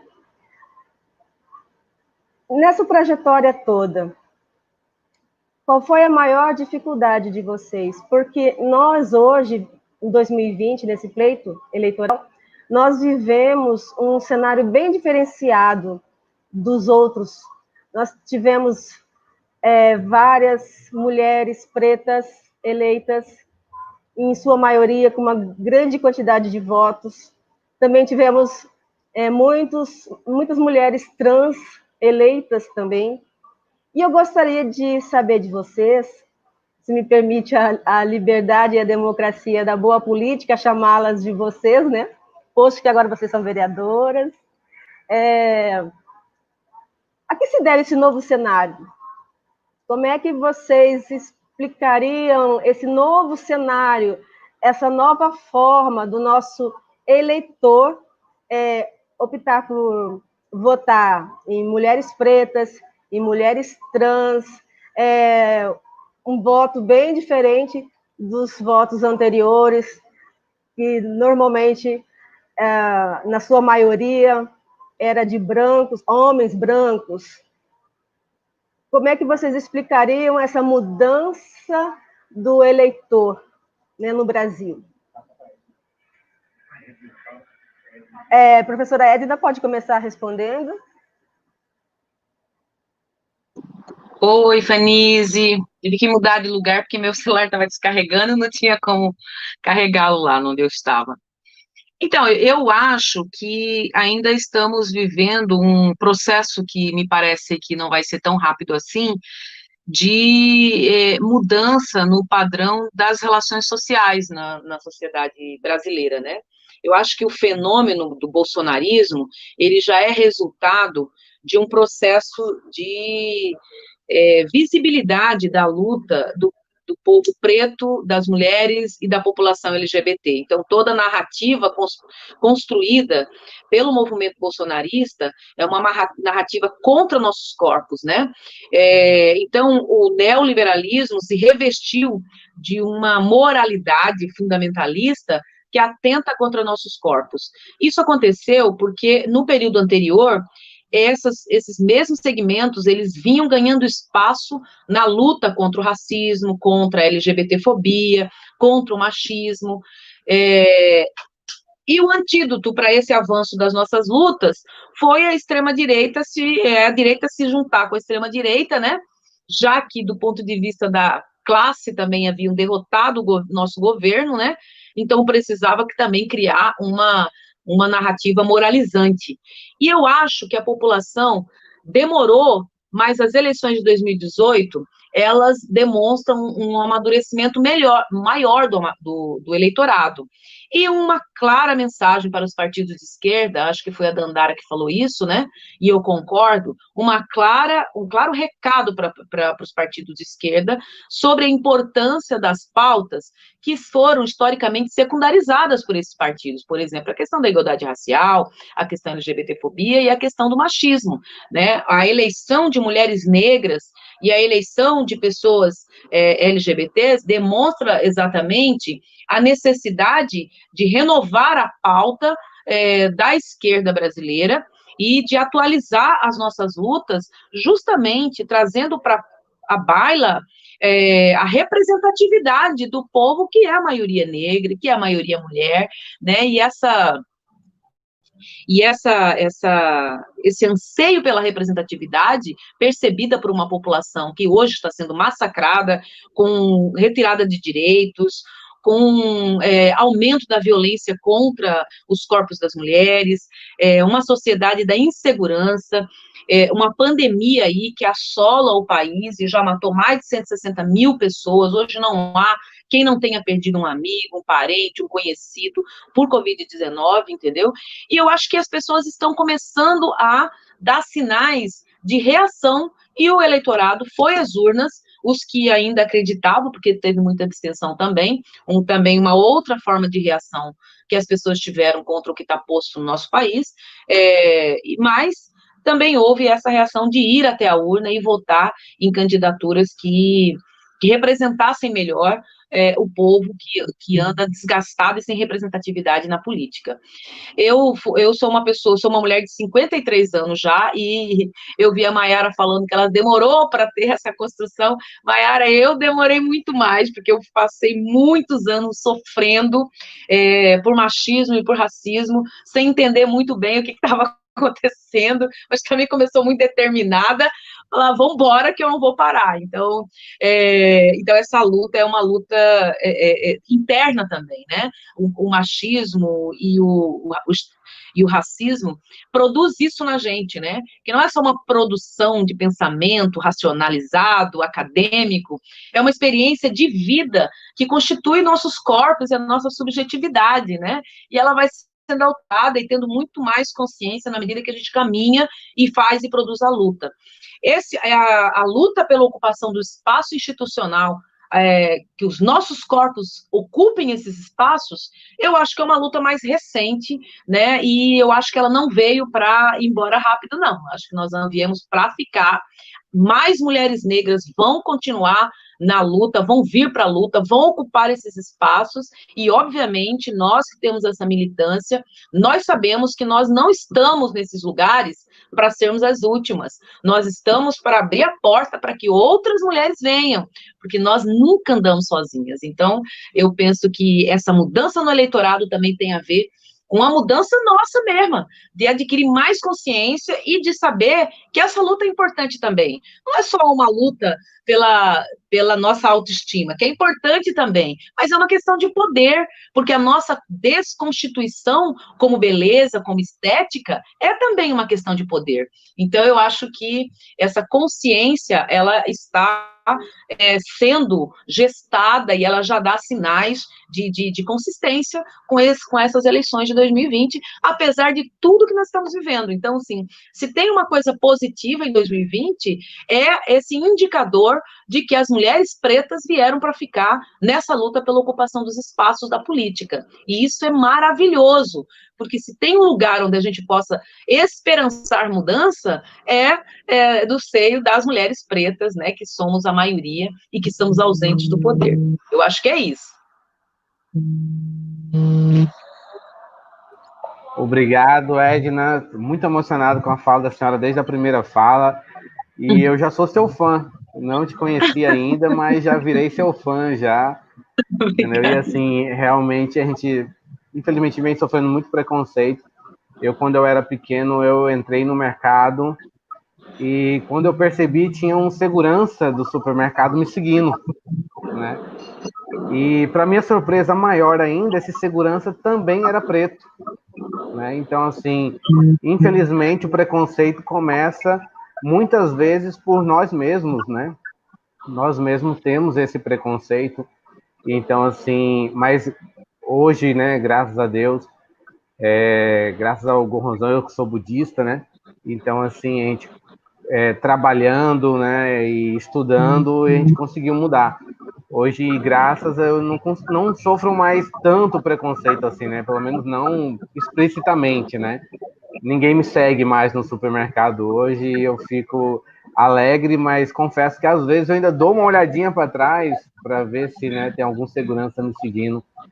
É triste, infelizmente, isso, mas estamos mudando isso. Tivemos nos Estados Unidos, né, a eleição do primeiro presidente negro, e nós tivemos aqui agora, né, esse marco histórico aí, né, vocês aí, guerreiras aí, eleitas pela primeira vez, as mulheres negras aí na Câmara Legislativa, né, tanto lá em Nova Friburgo, como aqui no Mato Grosso, né, E, assim, fico muito alegre com vocês. E passar agora aí a palavra para o professor Edinaldo. Ele teve um probleminha, né? Ele vai voltar já já aí, o professor Edinaldo, o professor Samuel. Quero agradecer demais aí a participação aí de todos os professores na live, né? Dos alunos também. E colocar aqui o professor Edinaldo aqui para ele enriquecer ainda mais aqui a nossa roda de conversa. Professor Edinaldo, tudo bom, professor Edinaldo? Oi, tá me ouvindo? Isso. Sim, agora sim. Então, tem uma pergunta para fazer aqui, não sei se é pertinente para a Maiara, né, que ela está nos ouvindo. Eu não sei qual que é a idade, eu não sei qual que é a idade dela, mas ela parece ser uma pessoa nova e eu fico encantado, assim, fiquei encantado com o discurso dela e queria saber como que você disse que mora na periferia, né, e é pobre e já passou por diversos problemas e dificuldades, e agora é vereadora eleita, né, gastou o tênis, o chinelo e assim por diante. A pergunta que eu tenho para fazer para enriquecer esse momento é a seguinte, como que é, depois de tanto tempo, assim, de tanta luta, assim, para você, pessoalmente, estar nesse lugar, nesse patamar de vereador, e como que você pretende olhar, assim, para a comunidade carente e também negra, e poder ajudá-los nesse momento tão importante, né, aí na cidade de Nova Friburgo, falei certo, né? É difícil mesmo falar o nome da cidade, gente, relaxa. É Friburgo. Friburgo, tá certo, né? Então, eu queria saber de você, mais ou menos, como que você pretende fazer e lidar com esse... Já que agora você também é uma mulher negra que tem um poder nas mãos e pode fazer a diferença, né? Eu confesso para vocês que quando eu vi lá meu nome em primeiro lugar nessa cidade assim, tão conservadora, que elegeu o Bolsonaro com 76%, eu fiquei chocada. Tanto que eu comecei a cogitar a possibilidade deles estarem fazendo a conta errada, ou então deles estarem ali colocando por ordem alfabética, alguma coisa assim. Mas aí eu pensei, gente, meu nome começa com M, o que eu estou fazendo ali, né? Eu acho que a principal proposta, tanto da campanha ou da pré-candidatura, foi dialogar de forma que toda a população conseguisse entender. Então, eu estava ali usando a minha mãe de termômetro, eu falava ali o meu discurso. Se ela conseguia entender o vídeo, se ela conseguia entender do que estava sendo falado, para mim já estava bom para postar. Por quê? A gente, quando entra para esses lugares, né, acadêmicos, ou até mesmo lugares de gestores públicos, a fala é muito inacessível. Política, né, como gostam de dizer, não se discute, religião não se discute, futebol não se discute. Mas quando a gente está falando aí de democracia e da necessidade do povo, né, fazer valer a sua voz, a gente precisa ter uma fala acessível para que todo mundo participe das decisões. Eu acho que esse foi o grande diferencial. E, principalmente, uma crítica direcionada ao nosso campo progressista, às nossas esquerdas, é falar com pessoas de forma que elas entendam. Não tem como, você vai fazer política pública direcionada para os trabalhadores, que são o chão de fábrica, vai fazer política pública para as nossas costureiras, né, que aqui é polo de moda íntima, o maior mercado de moda íntima do Brasil e bate de frente com a França ainda, é um lugar que precisa, né, ser atingido, eles precisam ouvir falar dos seus direitos, eles precisam ouvir falar das possibilidades que a gente tem. Então, o nosso direcionamento é sempre para que todo mundo consiga entender e participar, né? E agora, sendo um pouco mais prática, a nossa intenção aqui é ter uma casa do parto natural, é ter centros de acolhimento à população LGBT, à população preta, juventude e mulheres. E o que a gente pensou? Vamos, então, né, propor ali projetos de leis que obriguem, né, independente do prefeito eleito, a cumprir, né, com a lei. Então, colocar na nossa legislação espaços que consigam atender essa população em grande escala. Então, por exemplo, aqui a gente tem a maternidade. Na maternidade, a certeza que a gente tem é que vai sofrer violência obstétrica. Então, pensando nesse mecanismo, né, a gente precisa fazer uma qualificação de funcionários, a gente precisa pensar aí, né, em como dar mais assistência aos nossos gestantes, falar da saúde do bebê, né, porque parece que quando uma mulher vira gestante só existe o bebê, só existe a criança, a pessoa já chega botando a mão na barriga dela e não lida, né, com a mulher, se esquece da saúde da mulher. Então, favorecer isso, né, ser um espaço de acolhimento para essas mulheres, que elas tenham aí o seu direito de escolha garantido, que a gente também consiga atender, né, mulheres vítimas de violência. A gente tem na nossa maternidade, a problemática de não ter um espaço exclusivo para mulheres que têm aborto, que perdem os seus bebês. E elas ficam no meio das outras, né, que tiveram aí o êxito da gestação, né, conseguiram levar até o final. Isso é muito problemático, né? Eu acho que Friburgo, com 21 cadeiras para vereadores, e esse ano a gente conseguiu eleger 3 mulheres, apenas 3 mulheres. É um problema muito grande, porque os homens que vão chegar lá vão querer saber se tem medicamento, que é super importante, vão querer saber se o pessoal está todo lá dentro do espaço, trabalhando, isso é muito importante, mas tem essas outras coisas que eles não vão acessar, eles não vão saber, né? Você me perguntou a idade, eu tenho 26 também. 26 anos. E aí, pensar política para a juventude, né? Por exemplo, a minha evasão universitária foi porque eu não me senti preparada. Eu acho que nós, mulheres pretas, né, povo preto, tem muito desse complexo, dessa síndrome de impostor, né, que ataca a gente. Será que eu estou fazendo a coisa certa? Será que eu tenho o direito de estar aqui? É sempre um questionamento muito grande se a gente está capacitado para ocupar determinados lugares. Então, eu acho que a gente ter aí um espaço exclusivo para assessorar esses vestibulandos, né, esses pré-vestibulandos, um espaço exclusivo, né, que dê atendimento psicológico para essas pessoas. Tem muita coisa aí para a gente falar, tem muita coisa aí para a gente mexer que quem está lá eleito, quem já foi eleito, nunca pensou. É importante falar também, gente, Friburgo tem 200 anos. Que doideira, né? Tá vendo uma renovação. Eu acho que também essa exigência, né, os ataques que eu tenho sofrido, né, porque é uma realidade, é o que está acontecendo, eu ter conseguido ali, junto com uma galerona, junto com o meu povo, de ser a mais votada, chamou muita atenção, principalmente por ser a primeira mulher preta, principalmente por ser a mulher mais jovem a ser a mais votada, né, ou a primeira mulher mais jovem a ocupar aquele lugar. Foram muitas coisas assim que a gente rompeu, né, nesse processo eleitoral. Então, as cobranças já vieram. A gente nem tomou posse ainda, as pessoas já querem, não, porque você nunca fez, não sei o que. Gente, eu estou chegando agora, eu fui eleita domingo, e essa cobrança excessiva sempre vai ser direcionada ao nosso povo, que sempre fez muito.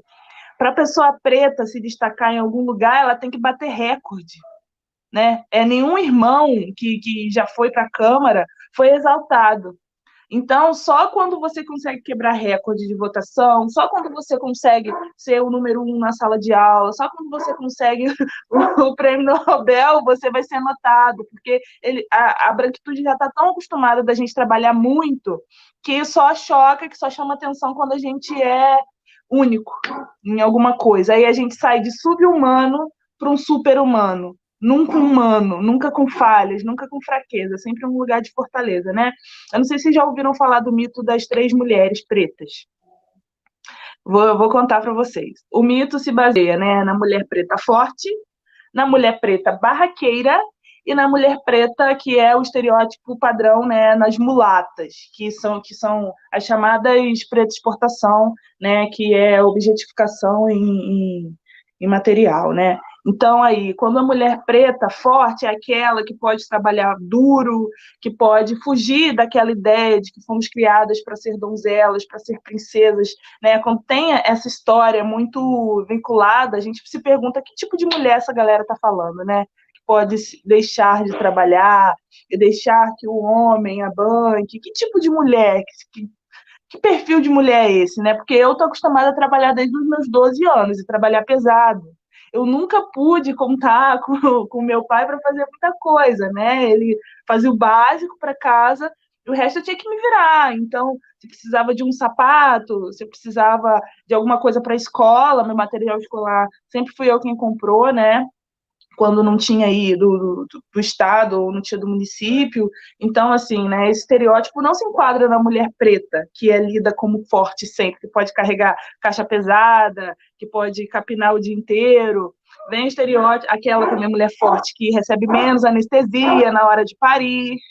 Tem também o estereótipo de mulher preta barraqueira, né, por conta de sermos periféricas, por conta, né, de ter aí uma origem mais humilde, as pessoas sempre colocam a gente nesse lugar, e é quando a gente tem os nossos direitos negados e a gente levanta, a gente precisa levantar a voz para reivindicar alguma coisa. Aí, quando a gente levanta a voz, diz, perdeu a razão, ela quer fazer barraco, sendo que a gente está reivindicando há muito tempo os nossos direitos. E a mulher preta objetificada, né? Eu sou rainha de bateria também,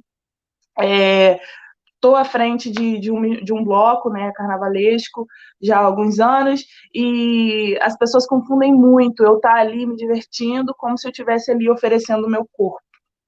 Então, são coisas que a gente precisa falar, né, de lugares que a sociedade torna permissivo, né, e de quando teremos autonomia dos nossos corpos. Então, toda vez que a gente falar que negros não conseguem hoje, né, ser vistos como humanos, é sempre nesse lugar de passar muita necessidade de ser sub-humano, ou então, quando consegue chamar a atenção e ser lido, né, como digno de ocupar algum lugar, como super-humano, porque a gente tem que fazer sempre um grande feito. Eu acho que o maior desafio está aí, porque as pessoas não conseguem separar as coisas.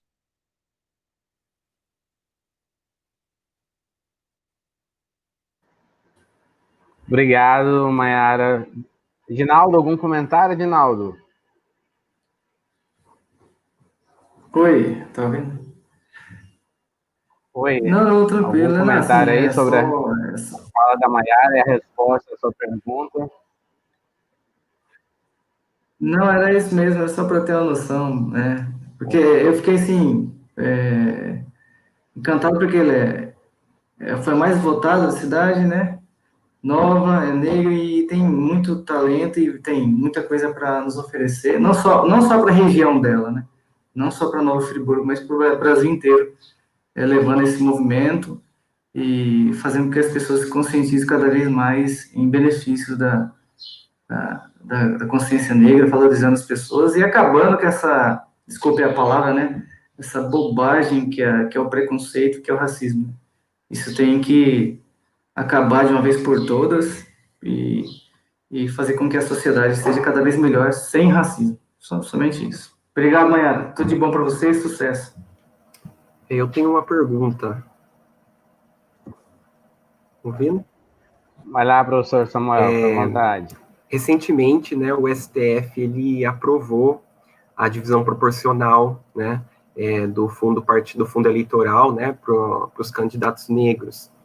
E eu queria saber de vocês, né, que já valeu nessa eleição, nessa decisão, como vocês veem a importância disso e também as limitações, né, e quais outras estratégias, né, para ampliar essa representatividade de pretas, de pretos, né, nos espaços da política.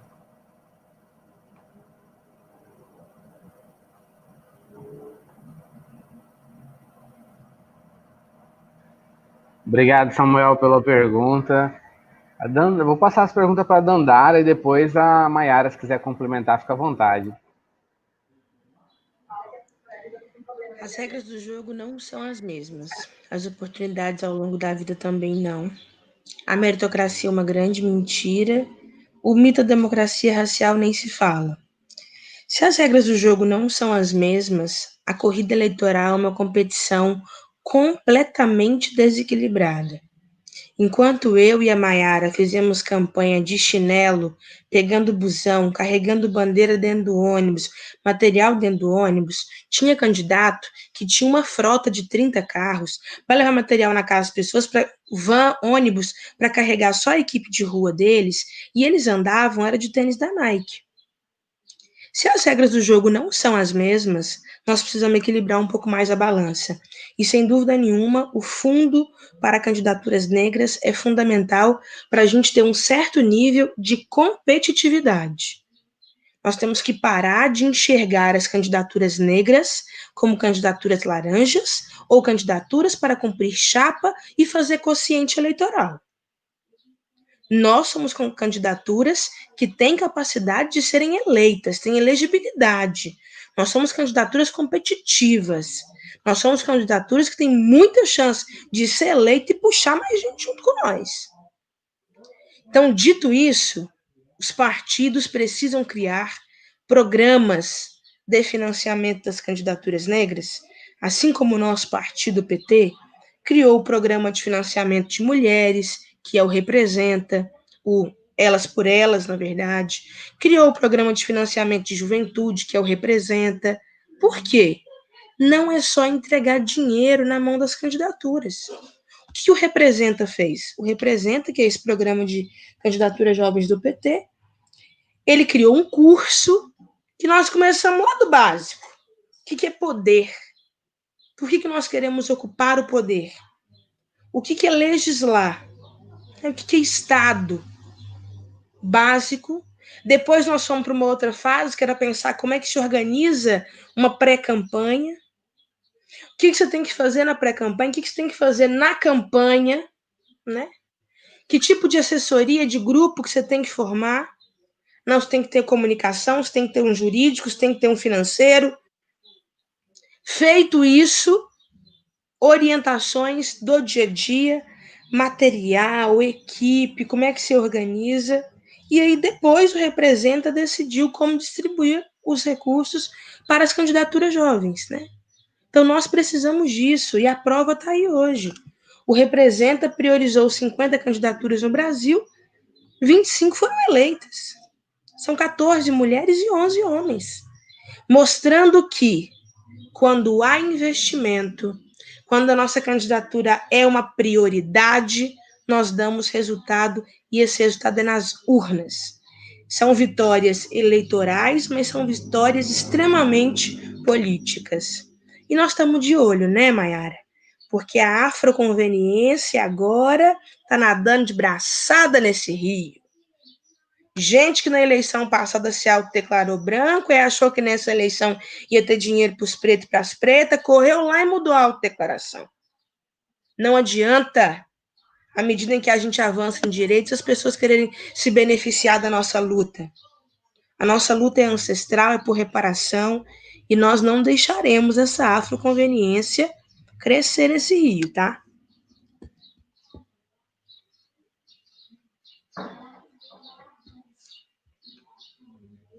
Nada a dizer. Lá, Maiara, pode ficar à vontade. Não, é isso mesmo, gente. Eu concordo com tudo que Dandara disse, né? Foi uma luta imensa dentro do partido, fazer valer, ser respeitada, e a gente não pode se omitir diante desse fato. É uma luta interna, sim. A gente, quando concorre dentro de nominata, principalmente, foi um trabalho árduo, e a gente mostrou para o que veio, né? A gente já tinha alguém para ganhar, uma pessoa que já estava lá na frente, que já tinha uma estrutura, mas a gente mostrou que a gente quer mudança. A gente quer se ver. Olha, quero agradecer demais a participação de todos vocês.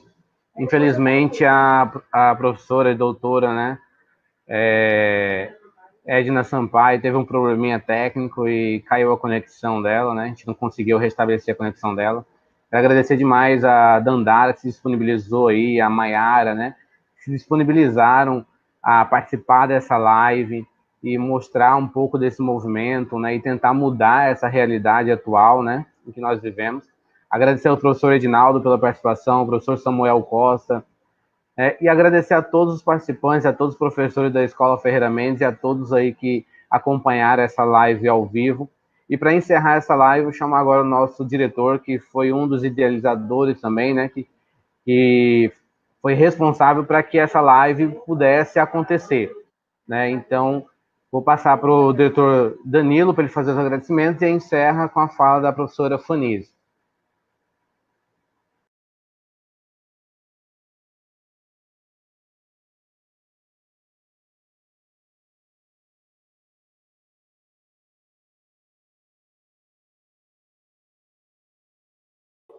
E aí, pessoal, bom dia de novo, né?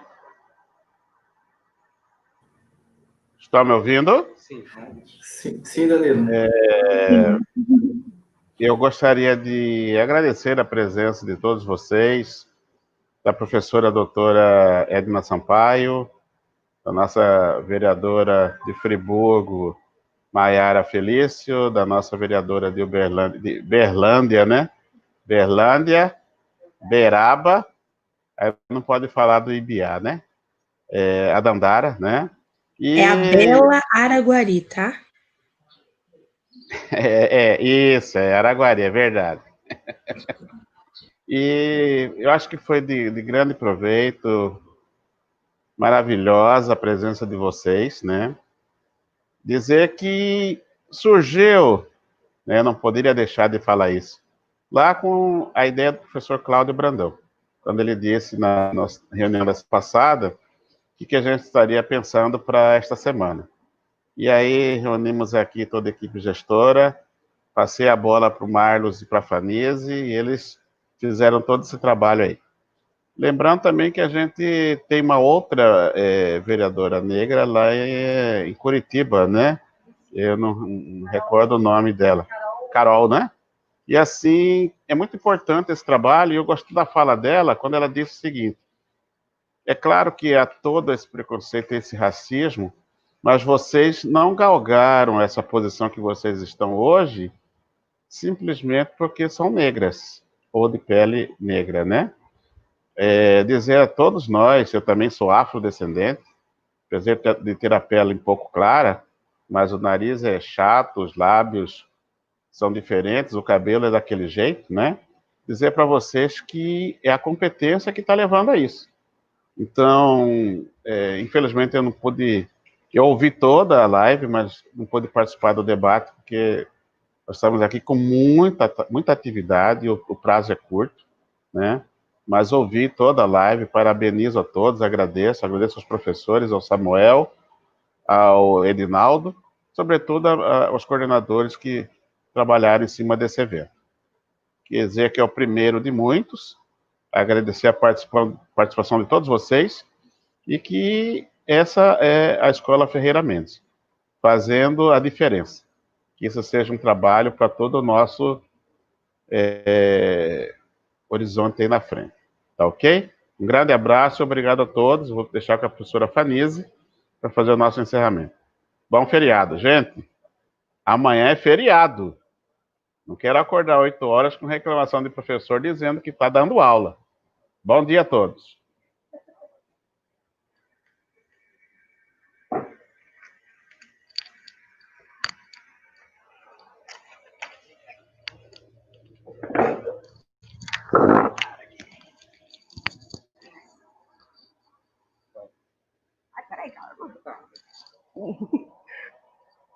Bom, gente, é isso aí. Apesar dos probleminhas técnicos, né? Esse é o momento de agradecimentos, né? Então, primeiro, eu particularmente aqui, professora Fanise Albuez, professora coordenadora dessa escola. Tive um tempo fora dessa escola, mas onde eu estava na central começou a ficar meio complicado, porque a gente nem podia se manifestar. E aí eu resolvi voltar para minha escola de origem, que é o Ferreira Mendes. Então, assim, quero agradecer a todos que abraçaram esta live, apesar dela ter sido feita, assim, pouquíssimo tempo. Foi depois de domingo, que na segunda-feira resolvemos fazer isso. Quero agradecer, assim, muito mesmo as nossas convidadas, que eu sei que vocês estão, assim, lotadas, né? A agenda de vocês está bem cheia, mas eu agradeço muito de coração mesmo, assim. Agradecer os nossos professores também, professor Edinaldo, professor Samuel, e a todos os outros professores que estão assistindo. Agradecer os nossos alunos, né, que estão assistindo, que essa live foi feita especialmente para eles, né, para os nossos alunos, os alunos da rede pública. Creio que os que estiveram aqui ouviram muita coisa boa, muito incentivo, a questão deles acreditarem, né, que eles podem também dar certo, como acho que todos nós, né, estamos dando certo.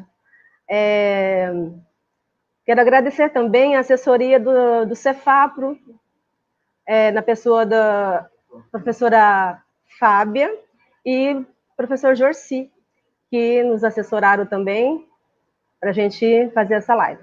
E dizer que nós usamos esse canal, porque a gente não tinha muito conhecimento, usamos esse canal, que é do professor Marlos, mas na próxima live nós já temos o nosso canal, o canal da Escola Francisco Alexandre Ferreira Mendes, que, se eu não me engano, vai ser Ferreira Mendes, 1973, né, que é o ano de criação da escola. Então, a nossa próxima live, nossas próximas ações será pelo canal da escola.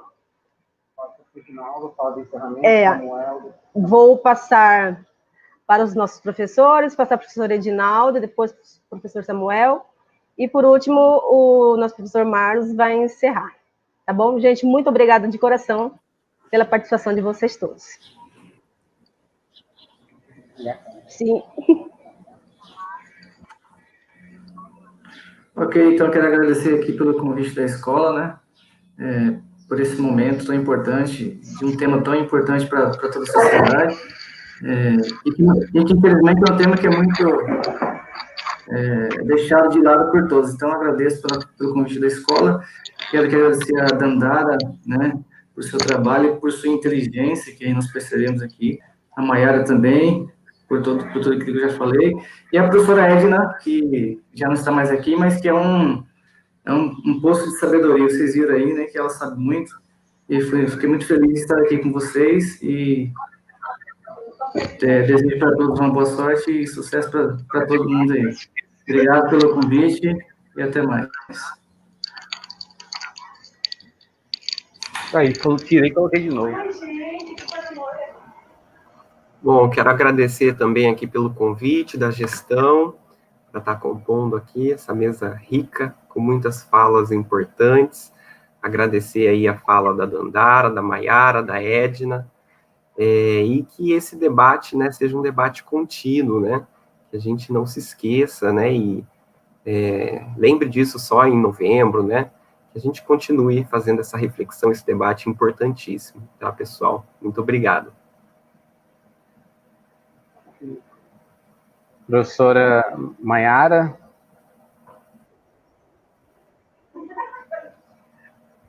Ah, não é professora, né? Maiara Feliz, não é professora. Tá sem áudio, a Maiara? Eu sou fotógrafa. Isso, verdade. Desculpa. Pronto, se quiser dar uma fala de encerramento para a gente estar encerrando, Maiara, rapidinho, fica à vontade. Depois eu passo já direto para a Dandara. Bem, eu quero agradecer o convite, gente, que a gente possa debater cada dia mais sobre esse tema, né, que a gente não veja como um recorte, mas como um integral. A gente precisa olhar isso de frente e reparar, né? A gente sabe que tem muita luta pela frente, mas como diz Emicida, eu quero ser um ancestral de alguém que ajudou a construir, né, um futuro melhor. Então, que sejamos esse instrumento, né? Quero ser Iabá de alguém, gente. Pelo amor de Deus, estou vivendo para isso. E um beijo, obrigada, viu, Obrigado, gente? Dandara, encerramento. Quero agradecer infinitamente a iniciativa, dizer que se a nossa presença incomoda, nós vamos continuar incomodando, meter o pé na porta, ocupando, transformando cada lugar que a gente chega. Queria pedir para vocês continuarem trabalhando autores negros na sala de aula, romper com essa lógica do epistemicídio, em que quando não nos matam objetivamente pela bala da polícia, matam a nossa produção epistemológica. Então, na literatura, trabalhem Maria Carolina de Jesus, Conceição Evaristo. Na geografia, nós temos Carlos Moura. É muito importante debater essas referências negras na sala de aula. E nós temos negros falando sobre tudo na nossa sociedade, na matemática, na ciência, nas artes. Nós não precisamos ser chamados na escola apenas no Dia da Consciência Negra, apenas para falar sobre racismo. Eu sou professora, eu quero debater também a educação. Valorizem as crianças que estão na sala de aula de vocês. Eu já fui chamada para fazer palestra inúmeras vezes. Teve uma escola que a professora estava trabalhando poesia negra, marginal e periférica. Quando eu chego na sala, no fundo da sala estava lá o Feijão, que faz a maior batalha de rap do bairro, no cantinho da sala. Eu falei, mano, eu não vou falar de poesia sem você declamar uma poesia. E eu sentei e foi ele que falou. Eu fui numa outra escola uma vez que a professora estava trabalhando ritmos negros. Quando eu olho para o auditório, tá lá 2 meninos do grupo de Congado, Estrela Guia, que é aqui na rua de trás da minha casa. Eu sentei e pus as crianças para falar o que era ritmo negro. Então, olhem para as crianças negras de vocês como potência, como possibilidade. Incentivem a participação estudantil, no grêmio, no processo de tomada de decisão da escola. Coloquem essas crianças para serem ativas na produção de saber e de conhecimento. Esse movimento é o mais importante. Angela Davis diz, né, que o verdadeiro empoderamento é aquele da tomada de consciência, porque esse ninguém tira. E vocês, professores, com um papel fundamental na tomada de consciência. Eu até hoje lembro da minha professora Maria de História, que trabalhou com a gente o que era a escravidão dos negros e negras. E olha que foi na 3ª série. Marcou a minha história. Então, por favor, façam a diferença na sala de aula, porque eu quero ter mais Maiaras, mais Dandaras, Brasil afora. Muito obrigada. Obrigado, Dandara. Emocionadíssimo aqui com a sua fala. Ó, falar a verdade, eu chego, me arrepiei aqui agora. Muito bom. Agradecer a todos vocês e como o nosso diretor Danilo falou, nós estamos fazendo o canal da escola agora para ser transmitidos live e outros eventos por lá. E aí já gostaria de fazer um convite antecipado aqui, gostaria de contar com a presença de vocês futuramente em outras lives nossas, né? Que nós estaremos fazendo aqui pela escola. Como foi colocado aqui pelos professores, acho que foi o Edinaldo, foi o Samuel, não me recordo bem agora, que falou que não era para ser só no dia 20, né?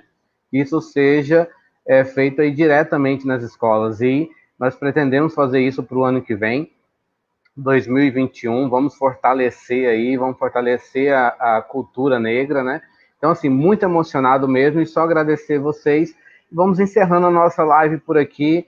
Eu não tenho nem palavras para agradecer, de muito coração mesmo, a presença de todos vocês, os professores, da coordenadora Fanise, e da Dandara, e da Maiara, e da Edna também, que infelizmente não pôde ficar conosco até o encerramento, né? Tivemos problemas técnicos, aí acontece, né? Essa nova era digital. Então é isso, muito obrigado, e até a próxima.